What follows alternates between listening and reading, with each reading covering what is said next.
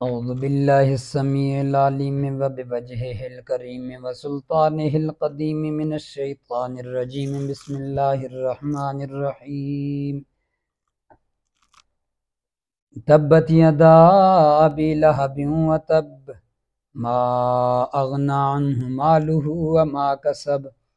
سیصلی نارا ذات لہب وامرأتہ حمالۃ الحطب فی جیدہا حبل من مسد آمنت باللہ و بآیاتی۔ سورۃ اللہب مکہ میں نازل ہوئی، 5 آیات پر مشتمل ہے۔ اس سورہ مبارکہ کا خلاصہ یہ ہے کہ اللہ رب العزت اپنے محبوب پیغمبر جناب محمد الرسول اللہ صلی اللہ علیہ وسلم کو یہ ارشاد فرما رہے ہیں کہ میرے پیغمبر آپ نے حق سچ کھول کے بیان کر دیا، اب جو حق کا ویری ہو، حق کا دشمن ہو، سچ کا دشمن ہو، آپ اسے میری طرف چھوڑ دیں، میں جانوں اور دشمن حق اور دشمن اسلام جانے، اور میں اسے دنیا میں بھی نشان عبرت بنا دوں گا اور آخرت میں بھی، اور آخرت میں ابدی عذاب اس کا منتظر رہے گا۔ اب دیکھو نمونے کے طور پر میرے پیغمبر ابو لہب کو اور اس کی بیوی کو، کہ انہوں نے دنیا میں کوئی موقع ضائع نہ کیا، اہل حق اور حق کے خلاف ہمیشہ دشمنی کرتے رہے، میں نے دنیا میں بھی انہیں ذلیل و رسوا کیا اور آخرت میں بھی وہ ہمیشگی کا عذاب ان کا مقدر بن گیا۔ یہ خود بھی زبان سے بھی، ہاتھوں سے بھی، اور اس کی بیوی بھی کوئی موقع ضائع نہیں کرتے تھے۔ زبان سے اس نے ایک دفعہ کہا تبا لک یا محمد علیاذ باللہ، اور اس کی بیوی بڑی غلیظ الفطرت، خسیس الفطرت تھی، لکڑیاں ہر وقت جمع کرتی رہتی، گٹھڑی سر پہ رکھی رہتی، کانٹے اٹھا کے لاتی، جمع کر کے نبی علیہ السلام کے راستے میں ڈالتی رہتی، تو کوئی موقع ضائع کرتی نہیں تھی بالکل بھی۔ تو اللہ تعالیٰ نے فرمایا میں نے ان دونوں کو نمونہ بنا دیا نا، دنیا میں بھی اور آخرت میں بھی۔ فرمایا میرے پیغمبر جو دشمن حق دشمن اسلام ہو اسے میری طرف چھوڑ دو۔ فرمایا اب یہ تو خلاصہ میں نے عرض کر دیا، اب ترجمے کی طرف۔ فرمایا تبت یدا ابی لہب وتب، ٹوٹ جائیں ہاتھ ابو لہب کے، وتب اور ٹوٹ گئے، تباہ ہو جائے ابو لہب، وتب اور تباہ ہو گیا۔ یعنی یہ جو پہلا تبت یدا ابی لہب کا جو پہلا تب ہے، امام قرطبی رحمۃ اللہ علیہ فرماتے ہیں التب الاول دعا والتب الثانی خبر کما یقال اہلکہ اللہ وقد ہلکا،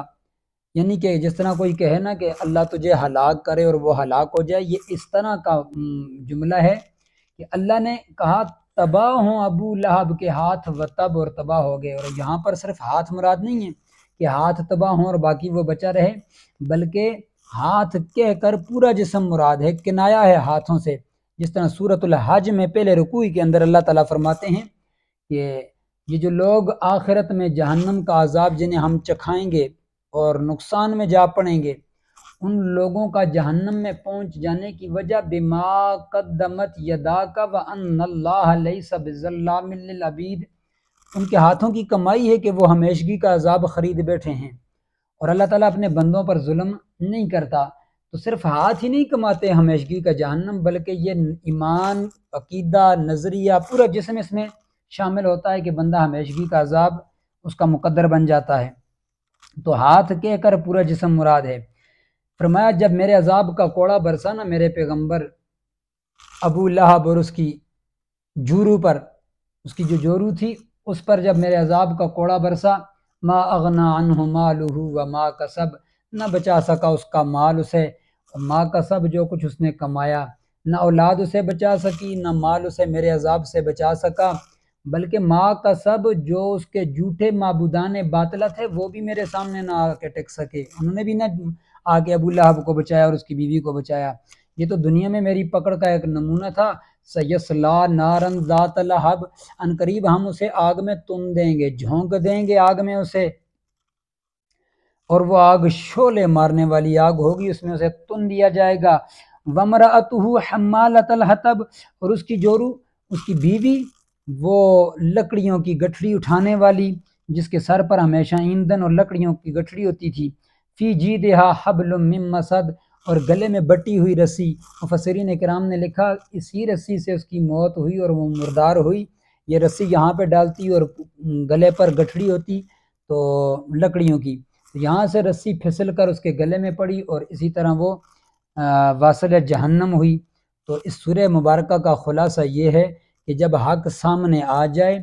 حق سے اور اہل حق سے ویر نہیں کرنی چاہیے، حق سے اور اہل حق سے دشمنی نہیں کرنی چاہیے، حق اور اہل حق کو قبول کرنا چاہیے۔ اللہ رب العزت ہمیں عمل کرنے کی توفیق عطا فرمائے۔